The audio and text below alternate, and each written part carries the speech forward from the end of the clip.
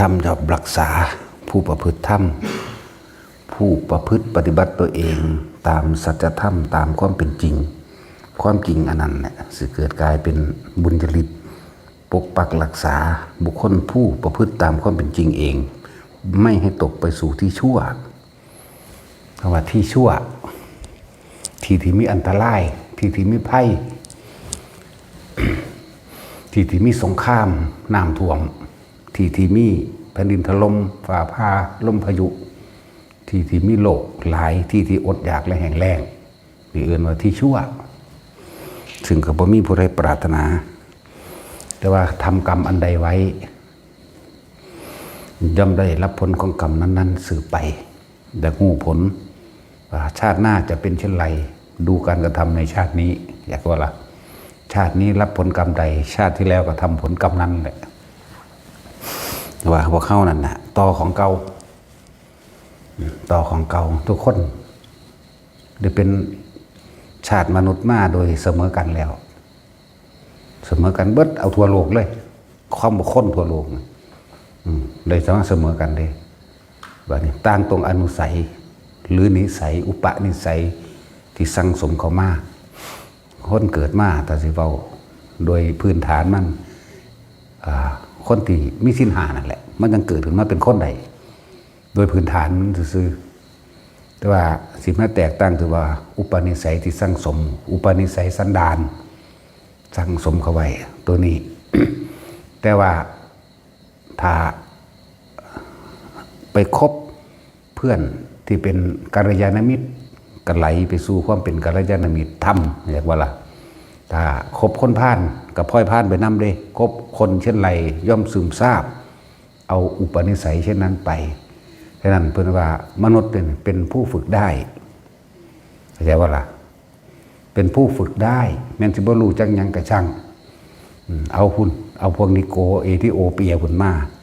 แต่ว่าหันหน้าเข้ามาใครครวญและศึกษาพิจารณาคำสอนฝึกสมาธิก็สามารถฝึกสมาธิได้เป็นสมาธิได้บาล่ะสั้นแหละบัดนี้ถ้าฝึกไปในทางที่ป้นที่กี้ที่ลักเสพยากระเสพยาไปน้ำเขาอย่าว่าล่ะนั่งสั้นแล้วทุกคนมีโอกาสเสมอกันมาเกิดเป็นมนุษย์แล้วไม่ได้เลือกผู้หญิงผู้ชายแล้วก็ไม่ได้เลือกคนจนหรือคนรวยบ่เลือกขึ้นอยู่กับการไปคบค้าสมาคมกับบุคคลเช่นไรย่อมเป็นดูดังว่าบุคคลเช่นนั้นเหมือนคนดีเขาเจ้าก็ยกย่องคนดีล่ะเขาเจ้าบ่ได้ยกย่องคนเลวเด้เห็นบ่ล่ะคนดีความดีคนดี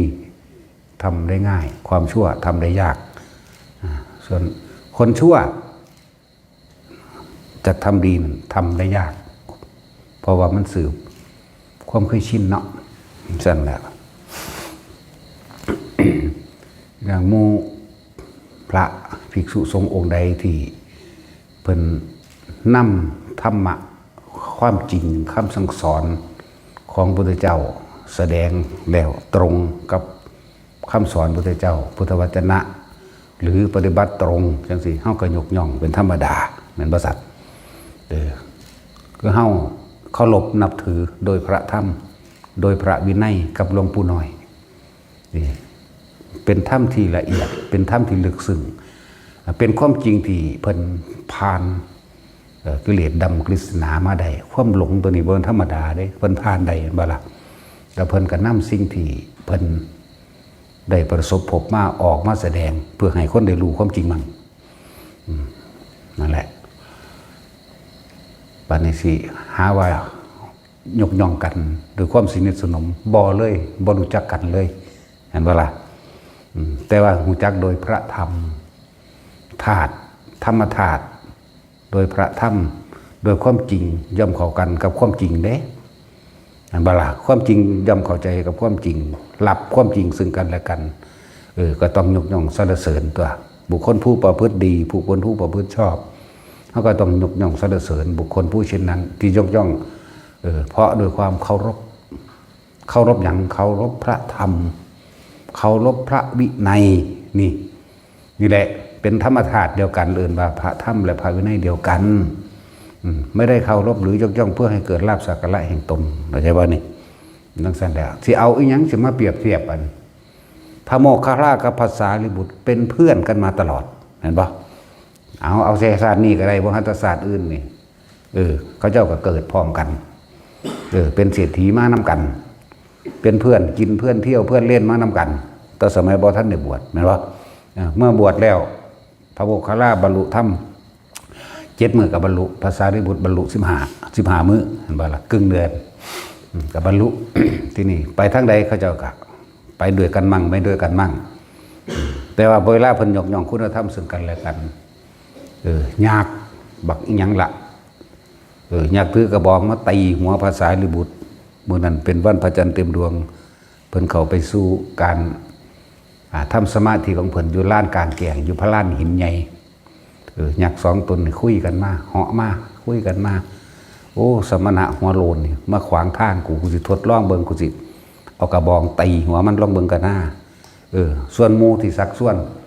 โอ้ยจะเบ็ดจังซั้นสมณะนี่มีคุณมากมีฤทธิ์มากมีอานุภาพมากเป็นสาวกของพระศาสดาสมณะโคดมทุกท่านจะไปแตะเลยสั่นมันบ่ฟังความที่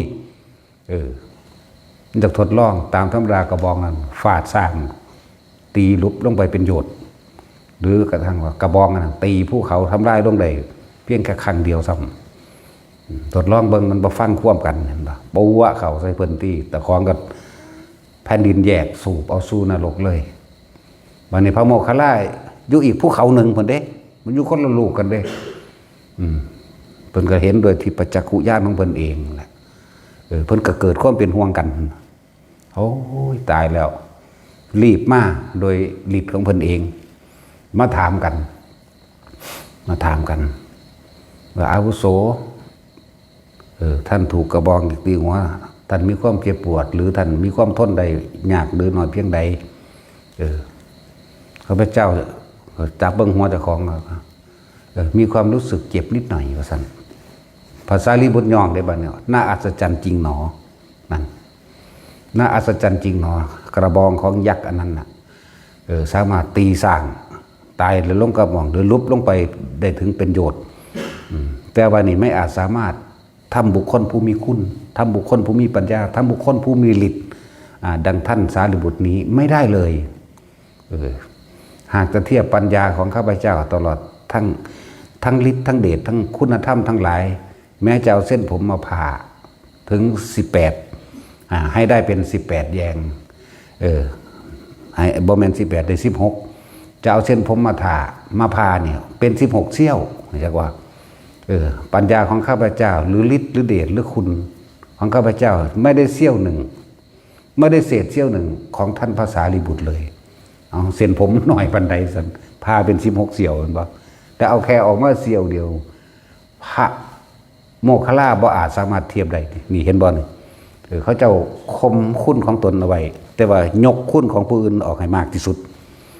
นั่นแหละบัดเพิ่นก็ยกย่องเชิดชูคุณของพระโมคคัลลาคือกันเด้บัดน่าอัศจรรย์จริงหนออาวุโสท่านอยู่ณอีกสถานที่ห่างไกลท่านยังสามารถรู้ได้ว่าอันเรานี่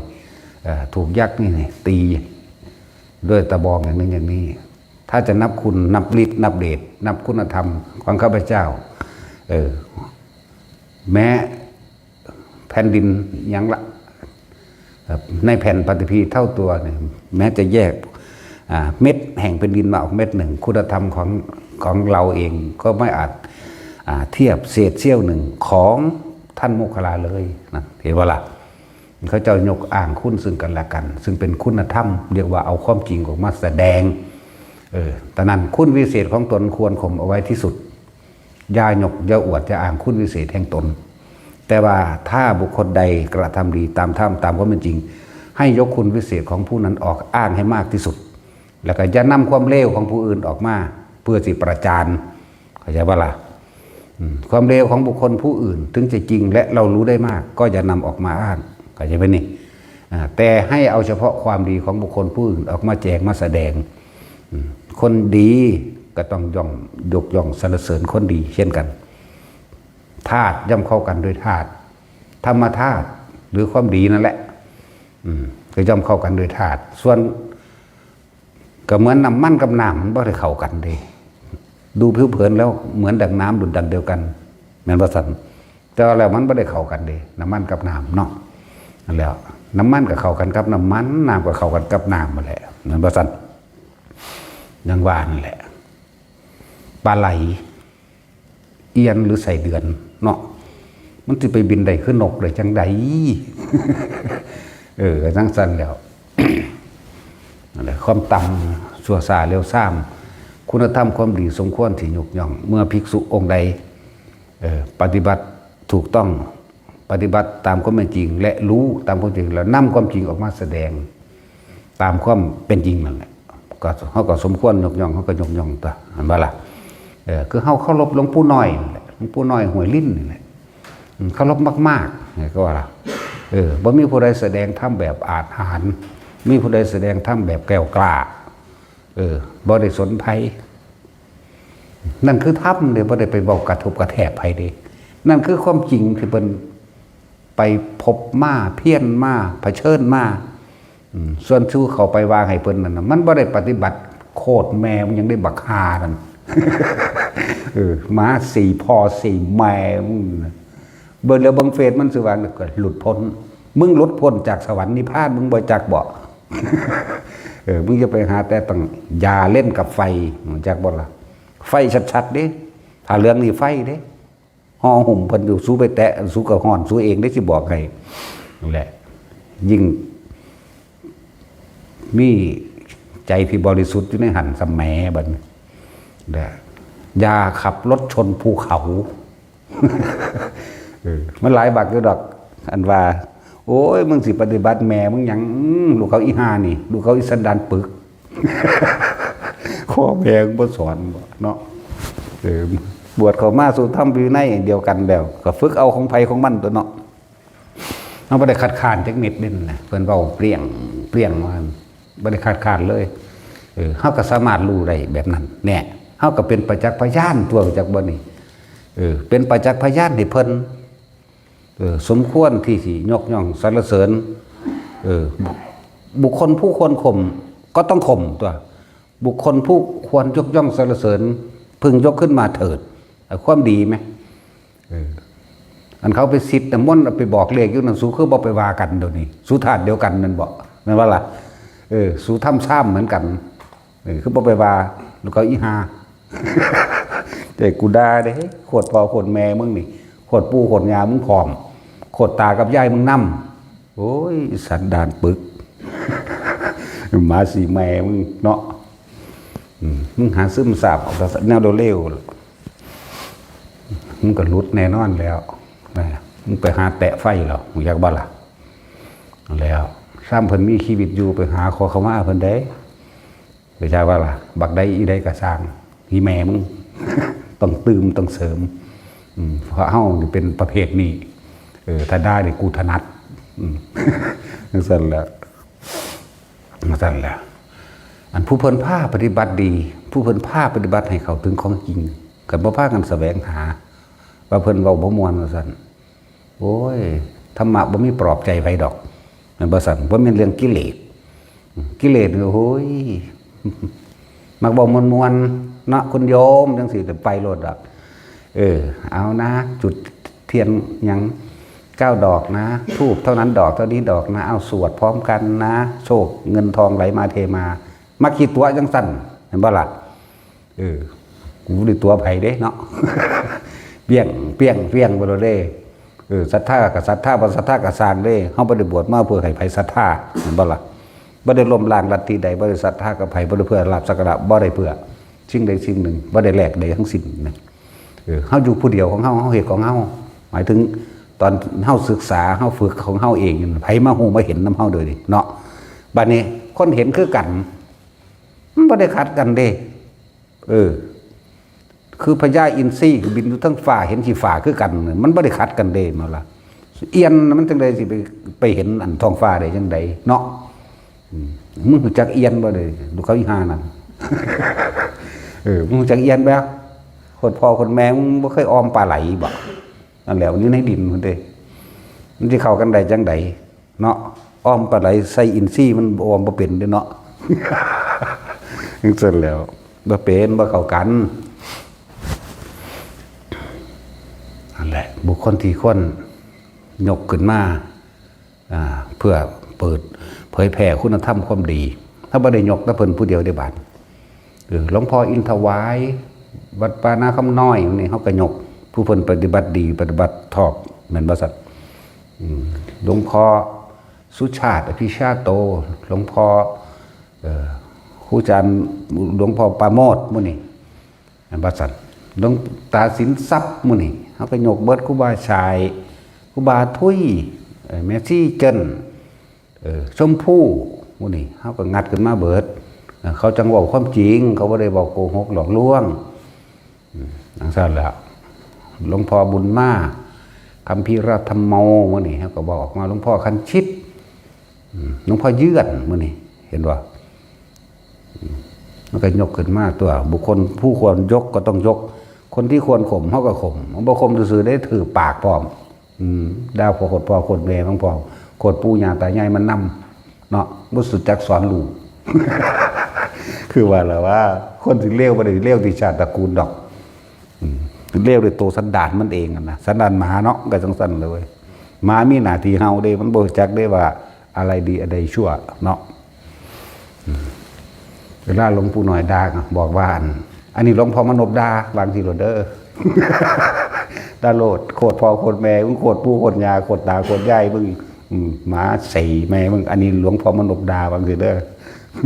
บ่ผิดดอกบ่ผิดยกย่องครูบาอาจารย์ผู้เพิ่นมีธรรมอันจริงตัวพระโมคคัลลากับภาษาลีบุตรดิสั่นเพิ่นยกย่องกันบ่เห็นบอกมึงเรียนอยู่บ่เดี๋ยวนี้โอ้ยลูกเขาอีหานี่ มึงได้เรียนอยู่บ่เรียนพระไตรปิฎกอยู่บ่เดี๋ยวนี้นั่นแล้วตึงถ้าไตรปิฎกมันก็ยังบ่รู้จักแม่มันบ่ล่ะพระพุทธเจ้ายกย่องนั่นน่ะมึงได้เรียนอยู่บ่คำว่าเอตทัคคะแปลว่าผู้เลิศพุทธเจ้าก็ย่องมันบ่สัตว์ผู้นี้เลิศทั้งนี้ภาษาลีบุตรนี่เป็นผู้มีปัญญามากแน่พระพุทธเจ้าก็ย่องติก็ย่องอยู่ได้ว่าเห็นบ่นั่นน่ะว่าซั่นเอิ้นว่าเลิศบ่โอ้ยลูกเขาอีสันดานหมานี่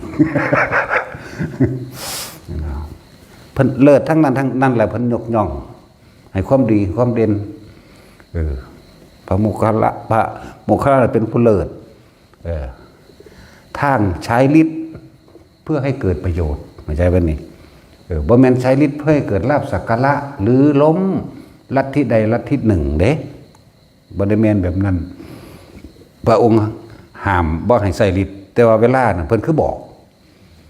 ไปปราบนั้นโทษปนันตนาคราชไปโมคคัลลาผู้เดียวเท่านั้นจึงจะสามารถปราบได้คำว่าปราบมานะทิฏฐิที่ใจบ่ได้ไปปราบวานสิสู่ฤทธิ์เดชของอริยะบ่ได้สู่ได้เบิดจักบ่ล่ะเนี่ยน้อยๆก็สู่ได้ภาษาดากสำนันหนึ่งเงินบ่ซั่นสมณเณรสุมาณะมันก็สู่ได้สังกิจจะก็สู่ได้เน้นสุขะมันสู่ได้เบิดนั่นแหละกุมารกัสสปะมันสู่ได้เบิดแต่ว่ามันบ่เอามานะทิฏฐิเขาลงจากบาลบาทนี่เขาจะเอามองนี้ที่เพิ่นให้แสดงกันนะบ่มีผู้ใดสามารถจะปราบมานะทิฏฐิ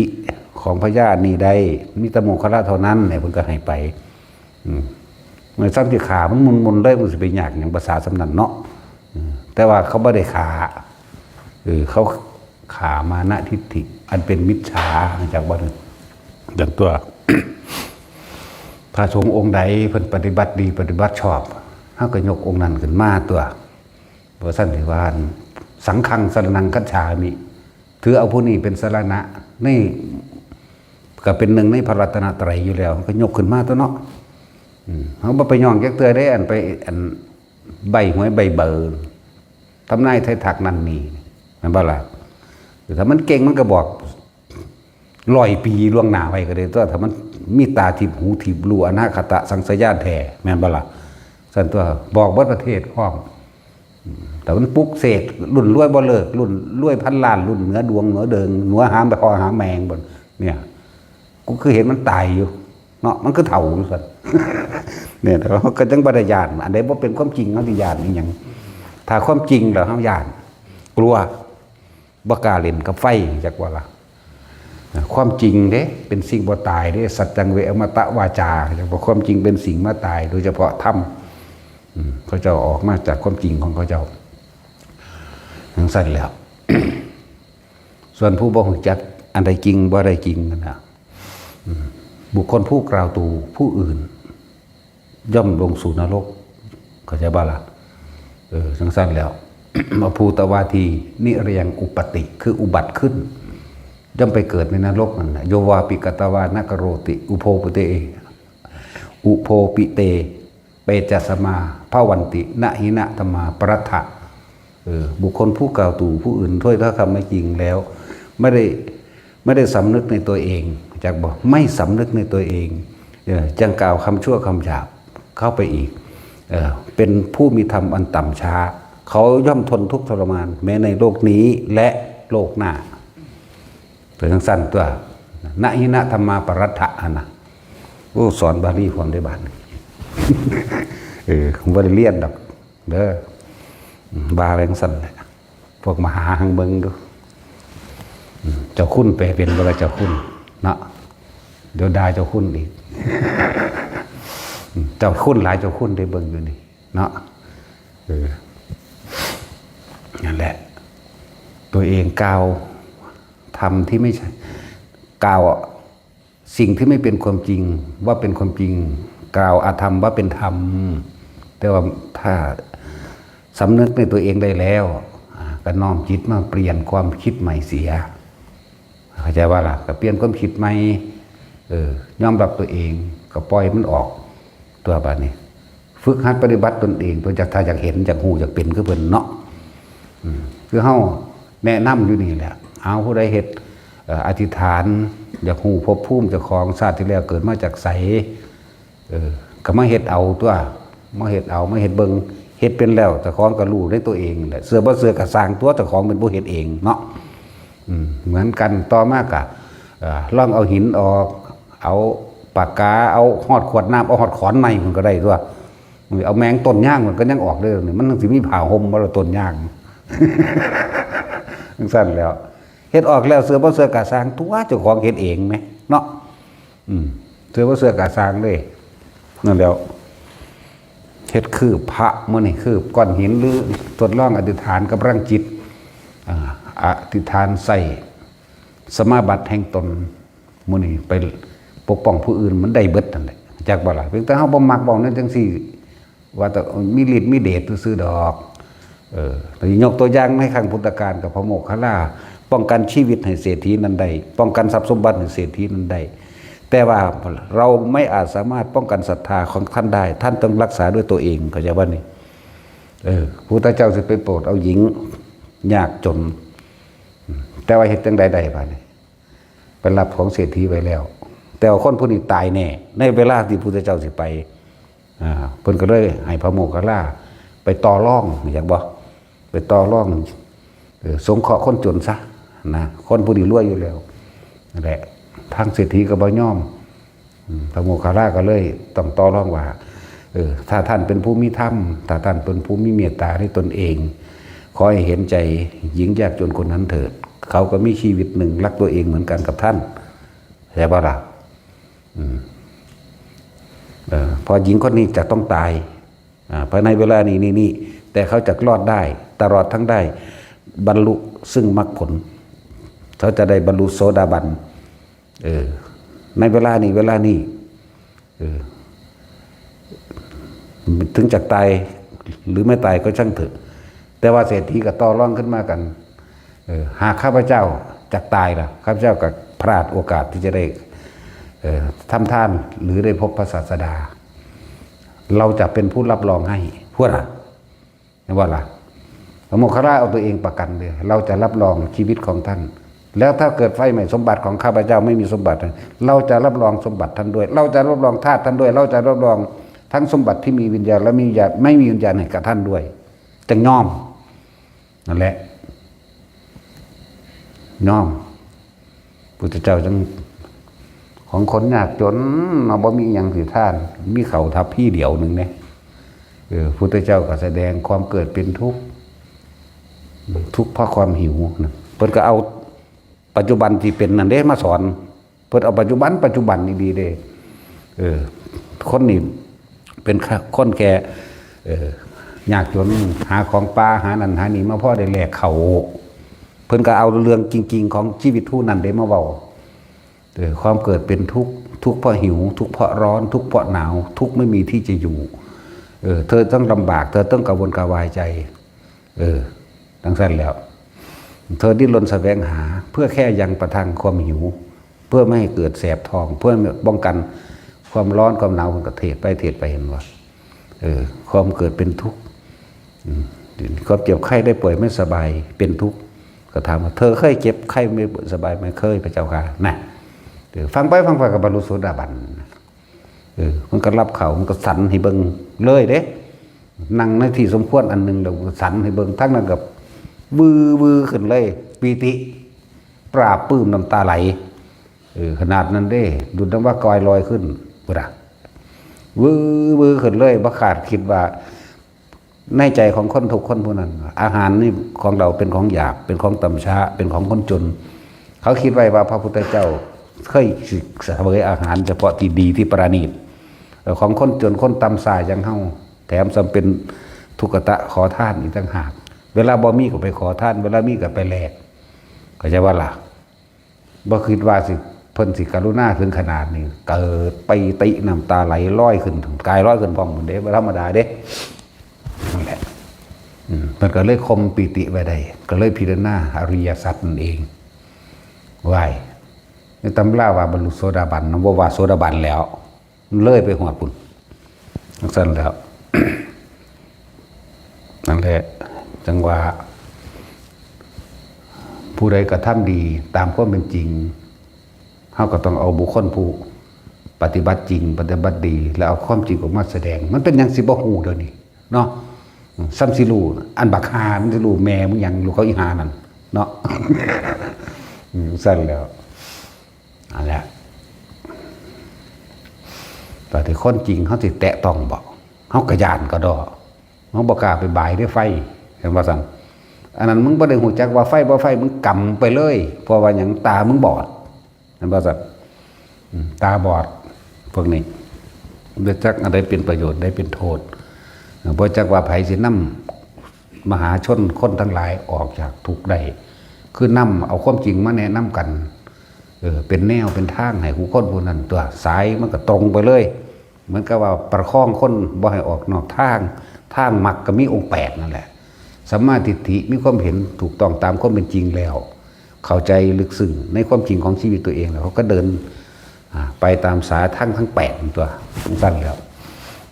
มันก็ยังบ่ได้สะทกสถานไผได้ล่ะซื่อๆอยู่แต่ให้เคารพเด้เคารพธรรมเด้เคารพธรรมจักว่าโตคนจักมาก็ตายหรอกไปก็เลยเฮากับที่ตายคือกันนะแต่ว่าก็ต้องเคารพนั่นแหละเพราะอาศัยกิริยาทั้งกายแสดงกระบอกเสียงคือร่างกายนั่นแหละออกมาแสดงคนเฮา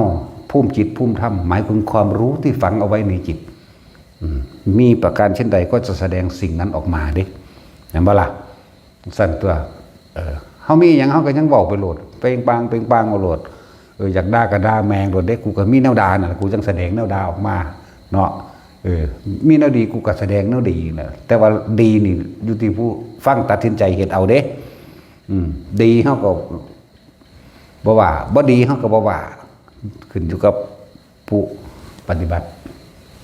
เฮ็ดเอาคือว่านี่แหละคือไปพวกอันเบิ่งพุ่มเฮ็ดกระดาษออกจากผ้าได้แล้วเสือบ่เสือก็สร้างได้เจ้าเฮ็ดเอาเองเขาบ่ได้ซูนน้ำเจ้าแม่เนาะว่าแท็กซี่มึงเสือบ่บาดนี่เสือบ่เสือก็สร้างมึงได้มึงเฮ็ดเอาเองเนาะอุ้ยบ่เสือดอกก็สร้างมึงแล้วมึงเป็นผู้เฮ็ดเอาเองกูได้แต่เป็นผู้บอกสั่นแล้วมันเฮ็ดนั่นเฮ็ดก้อนหินเฮ็ดอีหยังก็แล้วแต่เฮ็ดออกมาเสือบ่เสือก็สร้างแล้วเจ้าของเป็นผู้เฮ็ดอยู่แท้ๆไหมเนาะสิยึดหรือบ่ยึดตั้งหากล่ะเด้อมันเป็นแค่ นั่นแหละเครื่องทดสอบเครื่องทดลองในที่เพิ่นว่าจิตมีกำลังมหาศาลมีจริงๆได้ละบาดนี้แต่เขาใส่เป็นแล้วนะสามารถพากายเนี่ยไปพ้มโลกก็ได้ผ้าไปหอดโลกอื่นก็ได้แล้วสั้นแล้วลงน้ำก็ได้โดยหายใจในน้ำก็ได้ในดินก็ได้ตัวนี่กำลังจิตมันมีอีหลีได้บาดนั่นแหละก็พากันไปต่อยอดเอาเองตัวเนาะเห็นตัวเองลอยไปตามอากาศก็ได้ไหมนางไปแหวกน้ำลงไปก็ได้ด้วยล่ะสั้นแล้วทะลุกำแพงกกใหม่ต้นใหม่ได้เบิดตัวกำบังตนเองไปไผเห็นก็ได้ตัวเนาะก็ไปต่อยอดเอาเองตัวเนาะเฮ็ดไปแหละนั่นแหละล้วนแล้วแต่เป็นการทรงอารมณ์อันเป็นกุศลนี่แหละหลักของพระพุทธเจ้าก็ดีสัพพะปะปัสสะอักขังกุศลสูปสัมปทานี่สัจจิตะปรุทัปนังนี่เอตังพุทธนาสาสนังนี่คือคำสอนพุทธเจ้าแต่ว่าแล้วแต่ว่ากุศโลบายของไผ่ของมันแม่นบ่พุทธเจ้าเสมอเลยพุทธเจ้าแต่ว่าอุปนิสัยของแต่ละคนบ่คือกันเพิ่นบ่แม่นว่าเพิ่นที่สอนลักเดียวเท่านั้นเด้ว่ากับผู้หนึ่งอีกแบบหนึ่งว่ากับผู้หนึ่งก็อีกแบบหนึ่งสอนไปตามอุปนิสัยสอนไปตามความต่ำความเป็นปานกลางหรือความละเอียดอย่างว่านะเบื้องต้นท่ามกลางและที่สุดเห็นบ่สั้นตัวเจ้าที่สุดมาสอนคนปึกๆมันสิเห็นอย่างเป็นเนาะคือสอนพญาค้อนคนปึกเล่นคนฟองอย่างเงี้ยเป็นนั่งสั้นแล้วก็เฮ็ดน้ำรถไปอย่างนั่นแหละมันมีแนวเล่นเนาะมันเล่นมันสนุกสนานเด้เฮ็ดกระดาษออกจากผ้าก็นั่งเงึดอยู่หั่นน่ะตอนนี้เขานั่งเงึดนั่งหาเหตุผลว่ามันออกได้จังใดตอนนั้นความคิดของพวกเจ้าบ่ได้ไปฆ่าไผได้นั่นน่ะบ่ได้ไปฆ่าสัตว์บ่ลักทรัพย์ไปปล้นกี้กับไผบ่ได้ไปจี้ตัวหรือหาเหล้าเมายามากินกับไผได้นั่นน่ะกุศลบ่ล่ะบาดนั่นแล้วกุมเฮ็ดทดลองเฮ็ดจังซั่นแน่ความเพียรก็มีอยู่ในหันความพยายามและอดทนก็มีอยู่ในหันแม่นบ่ซั่นเดี๋ยวสติปัญญามันก็มีมาเองดอกนาเอาละล้วนแล้วถ้าเป็นกุศโลบายหรือกุศลนั่นแหละหนทางลวงสู่ความสำเร็จอันไม่ทำร้ายเบียดเบียนให้ผู้ใดผู้หนึ่งเสียชีวิตและทรัพย์สินนี่เอื่นว่ากุศโลบายโกศลโยบายภาษาเต็มมันนั่นนะโกศลโยบายอยากว่าล่ะนั่นแหละหาแนวให้เห็ดหาแนวให้เล่นไปหันแหละวันนี้สิไปสอนยายจอยว่างว่าเป็นแบบนี้ไปปลูกต้นไม้คุณเนาะยายจอยจะว่างเด้อแบบนั้นแบบนี้นะที่ว่างในจังใด ไปปลูกต้นไม้แน่ต้นไม้ใหญ่ขึ้นมานกก็ได้กินคนก็ได้กินอันนั้นอันนี้ก็ได้กินมันก็คอยเป็นสันตัวจะไปสอนทางปัญญาได้จังใดสาวบ่มีสมองเนาะ เสร็จแล้วสอนได้ล่มมันสิไปว่าได้จังใดเฮ็ดให้หัวแน่กับพ่อนั่นแหละไปปลูกบักฮุ้งหน้างอ บักฮุ้งก็คือกันละกับหนาเล่าเป็นตะปุ่มตะปั๊มเลยหนาเล่าก็เป็นนั่นหนาใจล่มจอกงอกเป็นกันแหละบ่เป็นตะตำแสบดอกเป็นตะเป็นกระดันได้บักฮุ้งเลยนั่น คุณจักว่าบักฮุ้งกระดันเป็นตะคืนเป็นตะเฟียนอย่างใดดอกเนาะทนเด้แต่ว่าท่านตายเด้บักฮุ้งเยล่มบักฮุ้งหนังอ้อ คือคนผูกกันแหละต้นกับสะเลงเงงคือกันย่ำยางจริงสะเงงไปโอ้ยส่วนใหญ่จะกับเตเสะได้บัดนี้เตเสะไปร่ำกันเด้ผู้หนึ่งเสงเงงผู้หนึ่งเห็ดสะเลงเงงผู้หนึ่งเห็ดเตเสะไปร่ำกันดีพอดีคำกันพวกเราผู้หนึ่งเอียงซ้ายผู้หนึ่งเอียงขวามันเลยคำกันอย่างสั่นเด้อนั่นแหละผู้ใดนำความจริงออกมาแสดงเขาก็ยกย่องเชิดชูบูชายกย่องเชิดชูบูชาคือกระทำตามอย่าบอกบูชาแบบกระทำตามเลยแบบนั้นแหละเขียนตามเพิ่นตัวเขาเจ้าพระเดชพระบวงสรวงอย่างแค่เถื่อได้หรอนะเนาะ บ่ได้บวงสรวงบ่ได้บอกเลขบ่ได้มีอีหยังบ่ได้บอกว่ารุ่นนั้นรุ่นนี้ขังศักดิ์สิทธิ์หยังบ่มีทั้งสั้นแล้วบ่ได้ไปสนใจน้ำแนวมันนั่นเด้สิศักดิ์สิทธิ์ปานใดเดี๋ยวนี้พระพุทธเจ้าห้องศักดิ์สิทธิ์กับตัวมันก็ยังตายแล้วเนาะมันสำเร็จบนทุกอย่างนั่นไหมแต่เว้าเรื่องมีฤทธิ์มีเดชหลายกับพระโมคคัลลาเด้เพิ่นก็ยังย่องอยู่ย่องบ่ล่ะบัดนี้ยกย่องพวกเดียวกันบ่ส่วนแม่นว่าซั่นก็พวกเดียวกันตัวยกย่องพวกเดียวกันเนาะพวกปฏิบัติคือกันได้รู้แจ้งเห็นจริงตามความจริงเหมือนกันก็ยกย่องกันเองตัวสิเฮาย่องเจ้าของเองบ่ย่องจักเทื่อดอกมีแต่ว่านั่นไม่แต่กูดีกูมาเกิดเด้กูบ่นั่งขมออยู่นี่เห็นบ่นี่มันแต่เลวตัวมันจังเกิดเนาะซั่นแล้วบ่มีไฟย่องเจ้าของเด้ผู้เข้าถึงธรรมความจริงแล้วบ่ย่องเจ้าของมีแต่ว่าเจ้าของเลวทั้งนั้นแหละนั่นแหละความดีของบุคคลผู้อื่นควรเอามาประกาศคุณให้มากๆส่วนความดีของตัวเองควรข่มเอาไว้อย่าเอามาประกาศเข้าใจบ่ล่ะหรือความเลวของบุคคลผู้อื่นแม้เราจะรู้จริงก็ตามอย่านำออกมาเบานี่เป็นนั่นแหละคือการประจานตัวเองนำสิ่งที่ตัวเองเป็นภูมิจิตภูมิธรรมผู้ใดสังสมอกุศลความเลวระย่ำกล่าวความเลวระย่ำของตัวเองออกมาอวดหมู่เหมือนบ่ล่ะผู้ใดมีความดีมันก็เอาดีออกมาอวดหังบ่แม่นอุบัติบันความจริงนั่นแหละความจริงจึงเป็นสิ่งบ่ตายธรรมะก็คือธรรมะจริงก็จริงก็เป็นของมันอยู่จังสั่นธรรมะบ่ได้เลือกชนชาติบ่ได้เลือกศาสนาบ่ได้เลือกสัตว์สัตว์กับไปสวรรค์ได้สัตว์นี่เสียอยู่อย่างนึงที่ว่ามันบรรลุธรรมบ่ได้ซื่อๆเด้แม่นบ่ล่ะแต่ว่าสัตว์ทิพย์สัตว์ฤทธิ์เดชพญานาคพญาครุฑบรรลุหยังบ่ได้เด้อสัตว์เด้อนั่นน่ะเป็นสัตว์เดรัจฉานนี่นั่นน่ะถึงสั่นเด้อ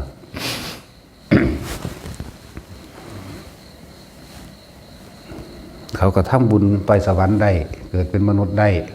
เหมือนกันอันนี้ง่วก็ไปสวรรค์ได้เลยล่ะโคนันทวิสารจากตายจากสั้นก็ไปเกิดอยู่ในสวรรค์คนเดียวล่ะง่วพระเจ้าง่วทั้งสั้นแล้วเนี่ยมันไม่ได้แยกด้วยบัดนี่คือถ้ำนี่คือความจริงผู้ใดทำความจริงโดยคุณประโยชน์ให้ผู้อื่นแล้วก็โดยไม่เบียดเบียนให้ผู้ใดเสียชีวิตทรัพย์สินนี่คือความดีคำว่าดีคือต้องไม่เบียดเบียนทำร้ายให้ผู้ใดผู้หนึ่งเสียชีวิตทรัพย์สินนั่นแหละนี่เป็นว่าดีตามความเป็นจริงแต่ผู้ใดระลึกนึกถึงระลึกแล้วบ่มีความเลวใดมาปะปนบ่มียังเห็นให้เกิดของข้ามองใจบ่มีมันก็ไปสวรรค์ตัวบันตายแล้วเพราะความเคยชินในการกระทำจิตมันติดหม่องใดมันติดความดีก็ไปเกิดทั้งดีแต่ติดความเลวมันก็ไปเลวนั่นแหละมันจะไปแม่นอีหยังนั่นแหละจิตสุดท้าย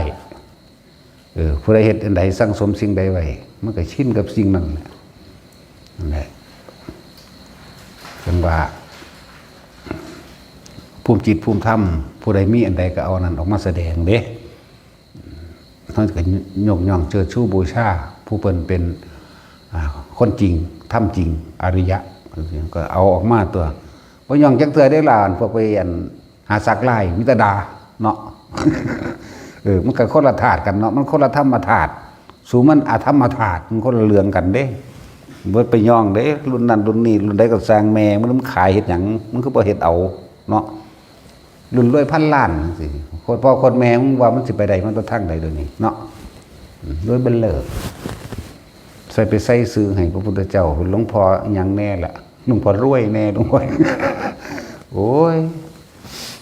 ตายแล้วบ่ได้ย่องเลยล่ะแนวนี้นี่ก็ด่าโดยเฉพาะภิกษุนักบวชส่วนคนธรรมดาเฮ็ดจังไดก็เฮ็ดไปตัวมันเป็นอาชีพคือเขาปลูกผักปลูกหญ้าขายปูขายปลาหามาได้เขาก็ขายหอยขายกบขายไก่ขายเป็ดนั่นบ่ซั่นพวกขายพระพวกนี้เขาก็เป็นอาชีพเขาบ่แม่นภิกษุนักบวชขาย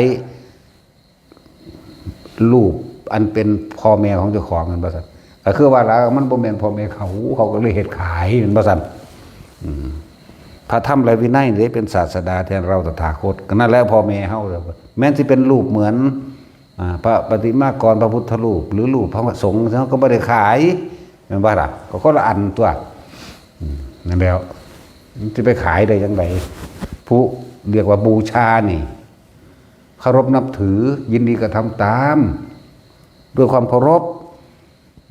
มันเป็นธรรมดาได้คำว่าพ่อแม่ครูอาจารย์คำนี้เป็นหลวงตาอีพ่อใหญ่บัวถึงได้เป็นผู้ว่ามันออกจากความรู้สึกหรือความรู้สึกของเพิ่นคักๆได้นั่นเป็นทั้งพ่อเป็นทั้งแม่เป็นทั้งครูเป็นทั้งอาจารย์เป็นผู้ปกป้องให้กำลังใจเป็นผู้คอยดูแลเหมือนกับมารดาเนี่ยให้นมให้น้ำดูแลปกปักรักษาป้องกันเหลือบยุ่งไห้บ่ซั่นครูเป็นผู้บอกเป็นผู้สอนแบบพร้อมเป็นอาจารย์คือทำตัวอย่างให้ดูพุ่นน่ะนี่คำนี้มันออกมาจากความรู้สึกของคนจริงๆไม่ว่ามันเว้าไปตามเขาบ่ได้เว้าไปตามไผได้ครูจารย์เขาก็เอิ้นครูจารย์อาจารย์เขาก็เอิ้นอาจารย์หลวงปู่หลวงตาเขาก็เอิ้นหลวงปู่หลวงตาไปโลดเด้จังซั่นแล้วมันต้องออกมาจากความที่เจ้าของสุดซึ่งในชีวิตมื้อนี้ให้ได้เบิดนั่นแหละเคยจนว่าไปขออีพอขออีพอยังบัวเฮาอิทธิบาท4อิทธิบาทภาวนาเจ้าก็เฮ็ดได้ขอยสิตายแทนเจ้าเอาบ่3เทื่อเดี๋ยวธรรมดาเด้ไปว่าแนวมันเอาอายุนี่ให้เอาความแข็งแรงให้คำที่เพิ่นเว้ากันเอาสมมุติว่าพอนี่เขาเอานั่นแท่งข้อแท่งปากสายตุ้มยมต้อมยามยู่ไปตามรถเข็นนี่ลูกสิอยากให้พออยู่บ่จังซี่แหมนี่เข้าไปเห็นความจริงเห็นความทรมานทางกายเห็นบ่ล่ะเขาก็ต้องจมคือจนปัญญามันจนปัญญาพอเขาเห็นความจริงมันมีแต่ความบ่เบิ่งความจริงมีแต่ความหลงว่าอยากให้เพิ่นอยู่อยากให้เพิ่นอายุยืนอยากให้เพิ่น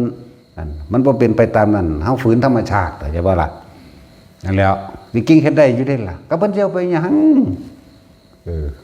เอาจังมาเข้าใจคือเฮาเดี๋ยวนี้แล้วตายเดี๋ยวนี้หังดีเด้แล้วนี่กึกเข้าไปหั่นเอาไปเผาทิ่มโลดบัดนี้เนาะบ่ได้อยากอยู่ได้ล่ะไผสิไปอยากอยู่เนี่ยเฮาเบิ่งสภาพนั่นนี่เวลากินข้าวกันสิผู้อื่นมาป้อนทั้งสายยางจังซี่ว่าเอาซั่นบอกแบบนั้นมันบ่ล่ะนั่นแหละเฮาก็ต้องจนใจด้วยเหตุผลนั่นแหละจนใจด้วยเหตุตัวจนใจด้วยผลตัวโอ้แม่นของเพิ่นน่ะตั้งแต่เฮาเห็นผู้เฒ่าย่างกลมๆซื่อๆมันก็น้ำตาไหลแล้วบัดนี้บ่แม่นเฒ่าซื่อๆบัดนี้เป็นโคตรพ่อโคตรแม่เฮาอีกแหมแม่นบ่ล่ะนั่นแล้วโคตรพ่อโคตรแม่กูก็เลยรู้แล้วแล้วก็ย่านติมันว่าแนวนี้ก็ดีนั่นแหละเลิ่นพ่อแม่ครูอาจารย์มันแม่นคำเว้าที่เว้าสืบตามกันมาซื่อๆเด้มันต้องออกจากนั้นดีๆเด้นั่นแหละมันลึกซึ้งมันมีประสบการณ์เข้าไปคุกคีในหันพร้อมมันหลายอย่างอยู่เด้ปีนึงเว้ากันทีนึงก็สางมันนังมีในนี่แหละรู้จักบ่ล่ะ3 ปีเว้าทีนึงก็มีเว้ารู้ๆเบิดมือก็เว้า แล้วแต่จังหวะแล้วแต่ความมึนนี่จักว่าล่ะไผสิไปฮู้นำเฮานั่นแหละเขาเจ้าก็เก็บเอาสิ่งที่มันเป็นพ่อเป็นผู้ปกป้องแม่เป็นผู้เลี้ยงดูครูเป็นผู้สอนอาจารย์เป็นผู้ทำให้ดูเข้าใจบ่นี่เพิ่นเอิ้นพ่อแม่ครูอาจารย์เข้าใจบ่นี่จังซั่นตัวเป็นเบิดทุกอย่างเป็นทั้งพ่อทั้งแม่เป็นทั้งครูเป็นทั้งอาจารย์อาจารย์คือทำให้ดูเป็นตัวอย่างเข้าใจบ่นั่นพ่อนี่เป็นผู้ปกป้องอันตรายทั้งปวงแม่เป็นผู้ป้อนข้าวป้อนน้ำค่อยผัดค่อยวิบ่ให้เหลือบเวลาเฮ็ดผิดพระวินัยจังซั่นสิสอนเข้าใจบ่นี่จังซั่นตัวครูก็เป็นผู้บอกนั่นดิซั่นบอกทางจังซั่นเด้ออาจารย์คือเฮ็ดให้ทำให้เห็นเป็นตัวอย่างนั่นดิซั่นลึกซึ้งคือหยังนี่เด้บ่แม่นสิเว้าเอาซื่อๆเด้คือเขาโอ้ยผมศรัทธาพ่อแม่ครูอาจารย์หลายซั่นหนูบ่ทันรู้จักกูอยู่สิมาศรัทธาหยังบักกูได้อีห่ากันศูนย์ซ้ำเนาะบักกูด่ามันเอ้ยบักหางเอ้ยศูนย์ซ้ำอันนั้นมันบ่มีได้มีแต่หายด่าเด้นั่นมื้อใดบ่ได้ถูกด่าก็กินข้าวบ่แซ่บคือกันล่ะวะกูต้องไปยั่วจังซั่นตัวนั่นแหละมันคนละจริงกันดังว่าพวกอันเฮาก็คือเว้านี่ตักเตือนหมู่ภิกษุสงฆ์เหมือนกันนี่เรียกว่าอยู่ในฐานะอันสมควรแก่ฐานะนั่นบ่ล่ะที่บอกที่เตือนหนึ่ง เอาพระวินัยได้มาเตือน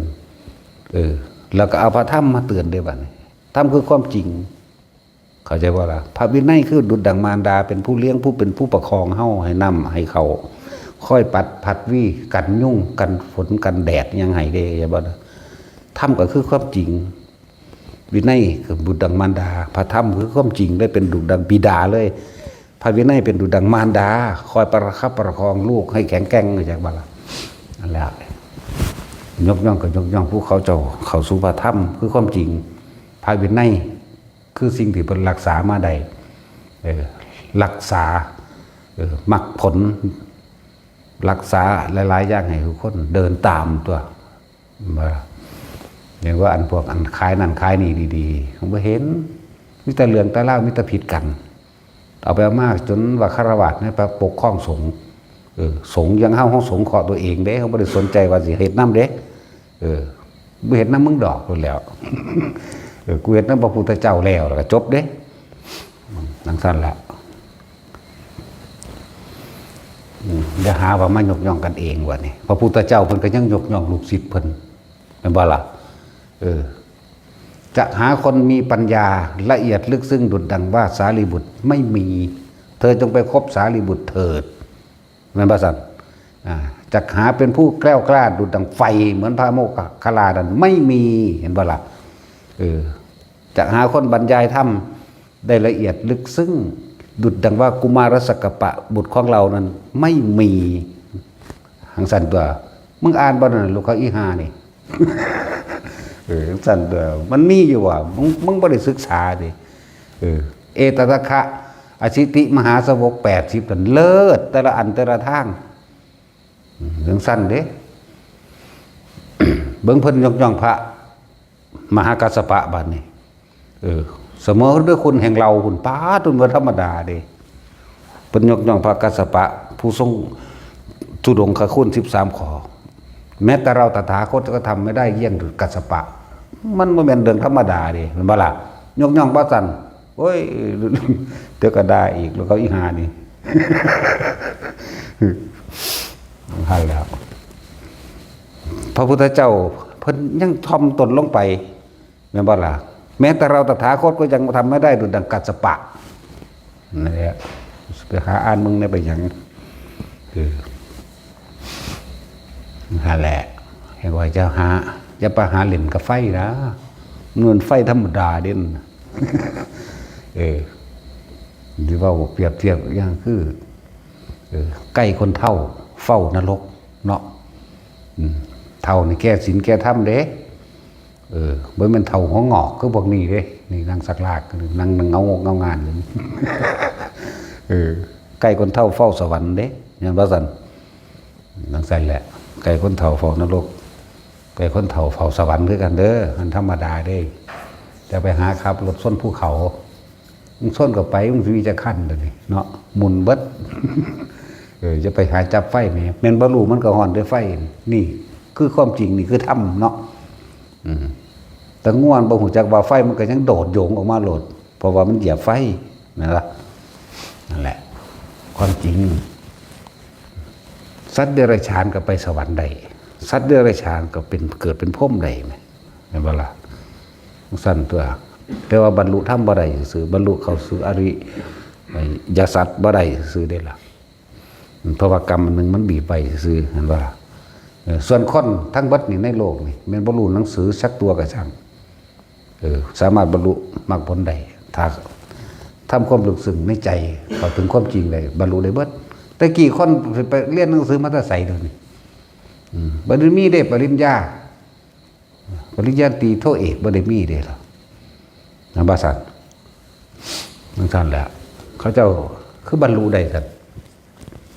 เจ้าเพิ่นจบป.ใดแล้วพระอัญญาโกณฑัญญะก็เลย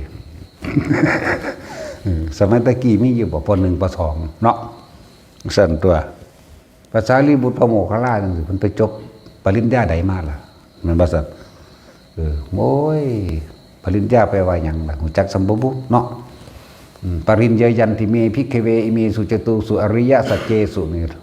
ทุกทั้งหลายอันเราควรกำหนดรู้ปริญญานี่แปลว่ากำหนดรู้ทุกนี่รู้ว่าเฮาเข้ามา ยึดกายเป็นของตนตนเป็นกายกายเป็นตนนี่ทุกข์เพราะว่าหยังกำหนดรู้ตัวทุกข์เพราะหิวเพราะร้อนเพราะหนาวบาดนี้ถ้ามันกำหนดได้รู้แล้วก็ปริยัญญาเป็นปริญญาตันติเมพิกเวตบัดนี้แม่นบ่สัตว์อันเราได้รู้แล้วว่ากายไม่ใช่เรานั่นกายไม่ได้เป็นไปดังอำนาจที่เราอยากให้เป็นเนี่ยรูปไม่เป็นของเราเวทนาไม่เป็นของเราสัญญาสังขารวิญญาณมีความเกิดเป็นธรรมดาความดับเป็นธรรมดาท่านก็รู้ให้ร่างกายขันธ์หาอย่างนี้หนึ่งได้แล้วมันก็บรรลุตัวแค่ว่าถือในรูปกับนามสองอันนี้ก็จบเลยไหมแล้วรูปไม่เที่ยงมันบ่สั่งมีความเกิดกับดับเป็นธรรมดาบ่เป็นไปตามความอยากให้เป็นเกิดแล้วต้องแก่ต้องเก็บต้องตายเท่านั้นนี่จบหรอเขาไม่ได้ยึดมันได้หรอเวทนาในความรู้สึกนี่เวทนานี่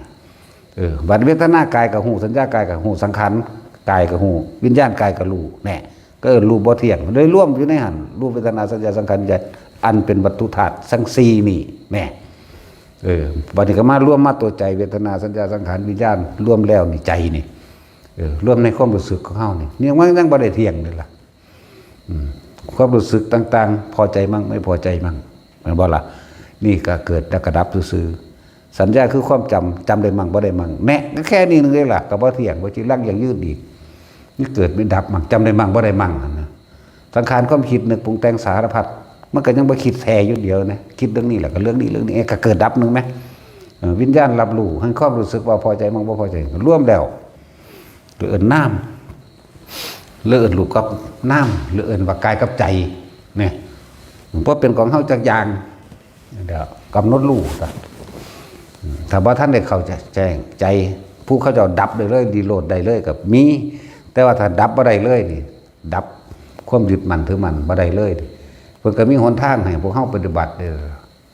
ออริยมรรคมีองค์8ด้วยสั่นให้ว่าสั่นเอาเริ่มต้นแรกแต่ตอนนี้พวกเจ้าบ้านเข้าใจนี่สอนเบื้องต้นนี่ทำความเห็นให้ถูกต้องตามความเป็นจริงเถิดดำริบัดนี้คิดยังกระสร้างคิดตามความจริงอย่าไปคิดจะไปเสือความคิดต่อของแต่เอาความจริงมาเทียบนั่นบ่ล่ะสัมมาวาจากรรมโตอาชีววาจโมสติและสมาธินี่รู้แก้งตัวนี้ติดกระดุมเม็ดแรกถูกต้องแล้ว2 3 4 5 6 7 8ถูกต้องเบิดก็อยู่ในทางมันเองมันจะไปหอดใสถ้ามีความเห็นถูกตามความเป็นจริงแล้วมันบ่โดนเด้ศาสตร์นี่เลยก็ได้เด้ล่ะนั่นบ่ล่ะกันแล้วคนที่แยกออกไปเนยยะนี่ต้องฟังบ่อยๆฟังให้มากทำบ่อยๆทำมากๆทำให้เป็นดุจดังยานนี่เนยยะสามารถให้ข้อคิดต่างๆความเห็นต่างๆเพื่อให้เกิดแนวทางให้เข้าถึงความจริงเนยยะแต่ว่าล่ะบ่เป็นขีปาบ่เป็นทันทาขีปาพิญญานี่ฟังทีเดียวก็จบทันทาพิญญากับฟัง2 เทื่อ 3 เทื่อตอนนี้แต่ว่าพวกเฮานี่เด้เนยยะหรือสิไปหาปะทะปรมะคุณบุ๊กเนาะปะทะพวกหูกระทะหลวงตาว่า หูกระทะหูทองแดงจับต้องก็บ่ได้ถ้าศูนย์นี่ตะกูถ้าจับผิดตะกูเนาะหูทองแดงหูไฟพวกนี้ฟังยังขึ้นเครียดแงกใส่รถนี่มั้ยโอ้ยตบปากมันหั่น เนาะแท็กซี่ แต่ค่อยถ้าจับผิดอยู่อันแนวดีๆลอยยากเบาเด้อันอย่างเดียวว่าถือใจกูอยู่แหละนี่เอาเนาะสั้นเดียวเปรียบเทียบเพื่อนั่งมาริกาสั่นนกตาเกิดมาแล้วเห็นดีเบิดเด้แล้วไปเข็ดซัวอยู่เธอเดียวแล้วเสือกไปจำอันเดียวเลยตกนรกอยู่7 มื้อโอ้ยสั้นแล้วแนวดีๆมีตลอดนะนกตาเกิดมากเนี่ยแนวซัวมีอันเดียวตัวพระเจ้าปัดเสนทีเดียวนึงตัวบ่ได้เอากับหมาแน่มันคือจำดีแต่แนวจังซี่เนาะแนวเร็วๆจำเฮ็ดเท่เดียวนึงมันเป็นหยังคือจำเนาะแปลกประหลาดบ่ล่ะจังซั่นตัวเนาะพยากรณ์ หาจำเอาแต่แนวบ่ดี แหละสติคือการนึกแต่คนส่วนมากขาดสัมปชัญญะบ่รู้สึกตัวรู้จักบ่ล่ะสติคือการนึกถึงนั้นนึกถึงนี่เอิ้นว่าสติหรือคิดถึงแต่ว่าในความคิดถึงนั้นคนส่วนมากไม่รู้สึกตัวเลื่อนว่าสติบ่บวกกับสัมปชัญญะปล่อยสติไปแล้วคิดไปแล้วแล้วก็คิดอยากให้มันเป็นแบบนั้น เลยบ่รู้สึกตัวเลยมีอารมณ์เพลินไปกับสิ่งที่ตัวเองคิดสติคือการคิดถึงนั่นแหละอยากว่าล่ะเอาคิดถึงคนที่เฮาฮักด้วยปรุงแต่งมโนภาพรูปร่างเข้าไปเกิดสัญญาอารมณ์ความรู้สึกในความพอใจมันบ่นั่นแหละมันบ่มีสัพพัญญะแยกให้มันเป็นเด้สติอย่างหนึ่งสัพพัญญะอย่างหนึ่งแต่ถ้าบวกกันทั้งสติและสัพพัญญะรวมกันเป็นหนึ่งได้แล้วเฮาสิทันของมันเองหรอกท่านอารมณ์บ่ไหลไปตามอารมณ์คือตัวผมพอใจกับบ่พอใจ ที่ให้ทุกคนฝึกอยู่นี่ล้วนแล้วถ้าฝึกสติล้วนแล้วถ้าฝึกสัมปชัญญะให้แยกมันนั่งหูจักดอกหน้าเกิดขึ้นมันกลับมาล้มเอาเองหรอกนั่นแหละล้มก็คือความรู้สึกตัวเองนั่นว่าสัตว์ตะกี้มันบ่แมนที่มันไปเลยที่นั่นแหละหลายอันหลายอย่างที่นำมาบอกนำมาให้ทุกคนเฮ็ดไปพุทธกาลสำคัญที่สติเนาะมันก็เป็นต้องบอกเรื่องสัมมาสตินี่แหละเว้ยเนาะมันมีสติสองในมิจฉาสติกับสัมมาสติเนาะโลกเป็นธรรมคู่อยู่แล้วนั่นแหละคนเฮาส่วนมากต้องฝึกรู้อยู่กับลมให้มันมีความรู้สึกตัวทั้งที่มีความคิดจากว่านี่ความคิดนั่นแหละคือสติคิดถึงเรื่องนั้นว่าสัพพัญญะรู้สึกตัวคิดทั้งที่รู้สึกตัวได้มันสิแยกเองดอกอารมณ์ก็ไปเกิดกับสิ่งที่คิดไม่ได้นี่ก็อีกแบบหนึ่งเด้อนี่ก็อีกแบบหนึ่งคนเฮาส่วนมากเป็นแบบนั้นปุดไหลไปน้ำสิ่งที่คิดเท่าไหร่ก็ไม่รู้เนาะ ต่อให้หยุดคิดนั่นแหละจึงรู้แต่ก็ต้องเอาอาศัยความคิดนั่นแหละเบ้ออยู่ธรรมดาเลยหลวงปู่ดุลดอกคำเบาหลวงปู่ดุล นั่นแหละทีนี้เฮาจึงมีการฝึกให้ทุกคนนั่นนะสตินี่กลับขึ้นมาให้ระลึกถึงอยู่ในหลักสติตั้งมั่นคงมั่นปักลงยั่งลงเรียกว่าสติปัฏฐานสี่กายเวทนาจิตกับคิดนั่นแหละธรรมคือสิ่งทั้งหลายทั้งปวงที่ปรากฏเป็นอารมณ์ก็ได้อารมณ์ก็เอิ้นธรรมบ่อารมณ์ก็เอิ้นธรรมจักสิเอิ้นทั้งใดนั่นแหละพวกเฮาจึงมีการฝึกสติและสัพพัญญะสติคือนึกถึงลมหายใจนี่แหละในกายหลักของสติปัฏฐานสิก็คือลมหายใจคือกายในกายอันหนึ่งเลยเฮาคิดถึงลมหายใจเห็นบ่นี่ประคองไว้เมื่อเข้าคิดถึงลมหายใจแล้วเฮาจะเกิดเวทนาเอาสมมติว่าคนนั่งนี่เนาะปวดขาเห็นบ่ล่ะนี่เวทนานอกนึงเด้นี่แต่ว่าก็เลื่อมพอเวทนานอกก็ไหลก็ไปสู่เวทนาในคืออย่างคือบ่พอใจกูปวดขาแค่จังได๋กูสิข้ามเวทนาใดคือเขามาถามอุ้ยสู้กับเปลี่ยนท่าเห็นได้สู้กับสู่ร่างกายบ่ได้หรอกมันบ่ล่ะธรรมชาติร่างกายมันเป็นของเฮาอยู่แล้วธรรมชาติมันเจ็บมันปวดเฮาก็บังคับมันบ่ได้อยู่แล้วพลิกขิ้งเนาะแม่นบ่ล่ะเอามื้อนี้นั่งเวิบดับไปได้มื้ออื่นมามันก็ปวดมาอีกเก่าน่ะคือบ่รักษาเอาตัวที่ใจตัวเดียวโลดเนาะถ้าสิรักษาทีนี้สตินึกถึงลมหายใจเขาออกนี่คิดถึงแล้วนี่เฮาสิรู้จักเวทนามีสองเวทนานอกคือปวดขาเวทนาในคือบ่พอใจถ้ามันบ่ปวดมันก็บ่ว่าเด้พอใจหรือบ่พอใจมันบ่บอกเนาะอันใดบ่พอใจเลยนะฟังดีๆคนเฮามันสิอันแนวบ่ถูกใจกูกูสิสูญกูสิเก็บมาคิดนี่กูถิ่มบ่เป็นเนาะแม่นบ่คือนางมาริกาภาษาเซิงกันกับหมาทีเดียวนึงก็ไปคิดฮอดเนาะทีเดียวนึงดอกบ่หลาย แล้วก็ไปตัวเจ้าปันเสนว่าบ่ได้เฮ็ดเอาแต่บ่เสือท่านพี่ลงไปเบิ่งดูนั่นเห็นว่าหั่นเจ้ากันเซิงกับแพะว่านั่นแหละนี่แนวทีเดียวนึงเด้มันเป็นหยังไม่เจือเอาแต่แนวบ่ดีแหละสมน้ำหน้าตกนรก7มื้อข้าวเดียวนึงดอก7มื้อมนุษย์ปุ้มลงไปมันก็ขึ้นดอกลองเบิ่งแม่ไปก็เลยเนาะนั่นแหละส สติแปลว่าคิดถึงแปลว่านึกถึงอย่างลมหายใจเขาออกเมื่อเฮาอยู่กับลมหายใจเขาออกสัพพัญญะมันสิเกิดจะบ่รู้สึกตัวได้บัดนี้รู้สึกตัวว่าปวดขาเมื่อรู้สึกตัวว่าปวดขากูไม่พอใจเห็นบ่นี่ตอนนั้นบ่ปวดกับบ่ว่าเด้เนาะนี่มันไปเก็บเอาแต่แนวบ่ดีแนวบ่พอใจนั่นมาเวลาส่วนที่คนที่ถามว่าสิขามเวทนาจังได๋ก็สู้กับพลิกขิ้งตัวมันสุนั่งมื้อนี้มื้ออื่นก็เก็บอีกคือเก่าแม่นั่งอีกก็เลยแม่ว่าล่ะแต่ว่าจะพลิกจิตออกจากลมหายใจนี่นั่นเลื่อนว่าเวทนานอกคือความปวดแข้งปวดขานั่นแหละความร้อนความหนาวความยุ่งกัดเห็นบ่ความเจ็บปวดนี่เวทนานอกเวทนาในอย่างความบ่พอใจนั่นเองนั่นแล้วถ้ามันสงบเลยมันก็ไปพอใจสงบนั่นเองเนาะมันบ่รู้สึกโตได้นั่นน่ะนั่นสั่นกายลมหายใจคือการหนึ่งเวทนานอกคือการเจ็บปวดร่างกายเข้าใจว่านี่บ่พอใจเวทนาในคือบ่พอใจนั่นเองมันก็มีสองอย่างทั้งพอใจและไม่พอใจจิตคือความคิดนึกปรุงแต่งแต่ว่าจิตในจิตกับไปอีกมันเป็นอย่างคือบ่ควบคุมคือบ่รู้เท่ารู้ท่านว่าสิ่งทั้งหลายทั้งปวงมันบ่เที่ยงแท้แน่นอนดอกให้ฮู้ท่านในความรู้สึกตัวของมันรู้สึกตัวว่าปวดขา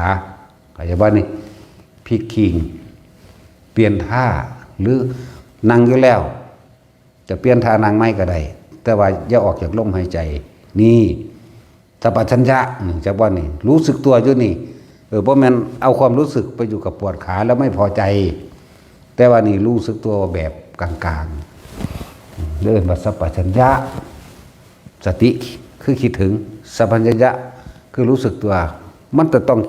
คิดถึงตามความเป็นจริงว่ากายหรือว่าเป็นของเฮาบังคับบ่ได้แหมก็เปลี่ยนท่าทั้งตัวเนาะ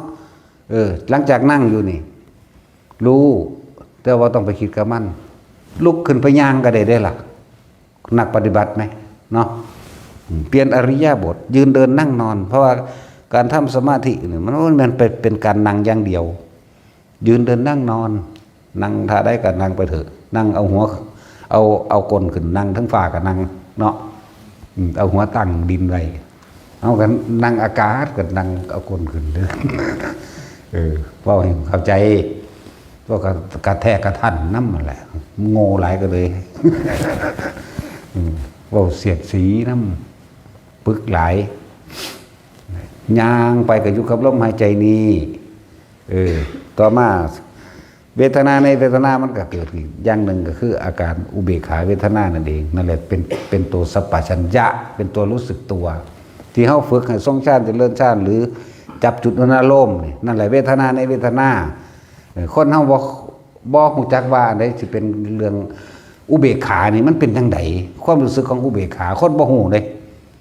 คนเขาที่อยู่สองอย่างดีใจกับหัวแห่นตบมือเต้นแห้งแรงกาเข้าไปเสียใจเด็กกับทั้งไห้ทั้งห้องทั้งจะขาเขาเหมือนว่าล่ะนี่พ่อใจกับบ่พ่อใจมันโดดขาอุเบกขาแล้วก็เลยให้หาจุดอยู่จุดเพื่อจะรู้เท่าทันสุขและทุกข์หรือพอใจกับไม่พอใจต้องเอาอุเบกขามาเป็นตัวกลางตั้งไว้ซะก่อนตัวเพื่อยังเพื่อจะรู้เท่าทันความคิดนี่สติคือมันไปคิดถึงผู้นี้แล้วดึงกับมาตัวบาดนี่มันว่าซั่นมันก็เป็นจิตในจิตกับควบคุมเลื่อนสติกำกับจิตเริ่มเป็นความรู้สึกตัวทั่วพร้อมไปหรือว่าจิตหนึ่ง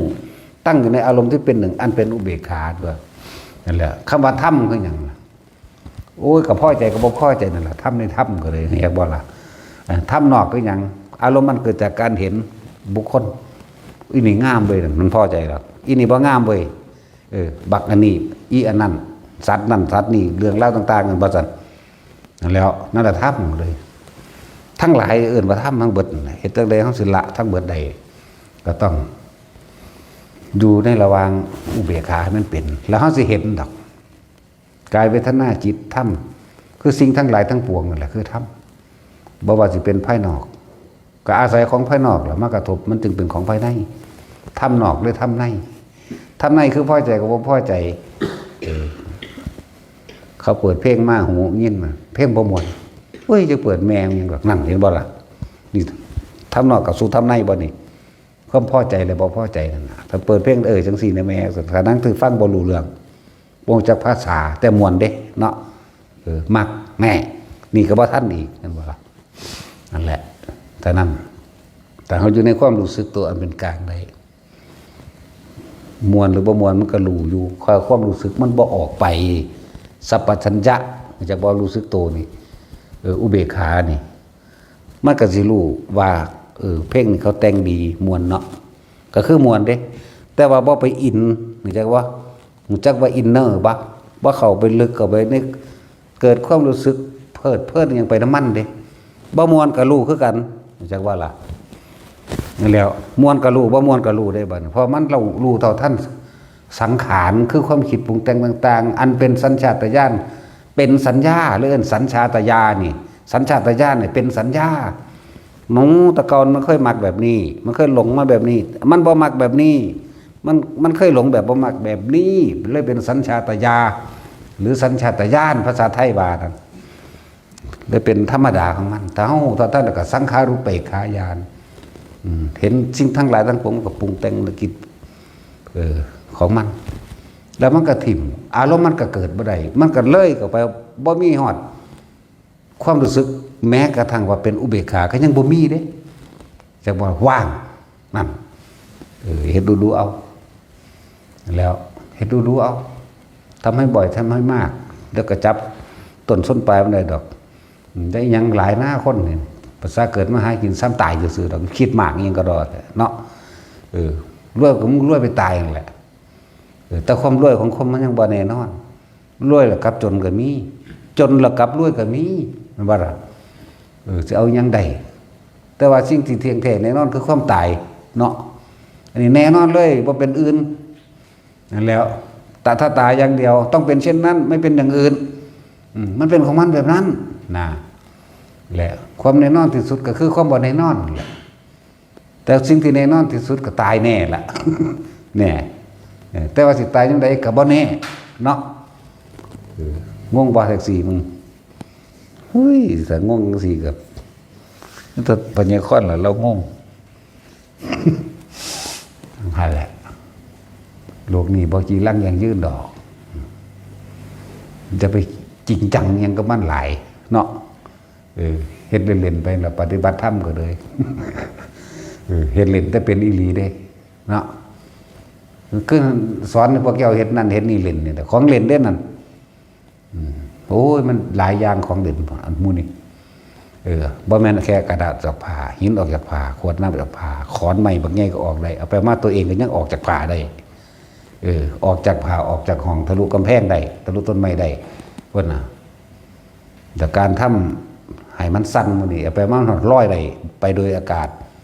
จักว่าได้ทั้งนั้นเด้แต่ฝึกไปเถอะของเล่นเฮ็ดเล่นแต่เป็นจริงเนาะ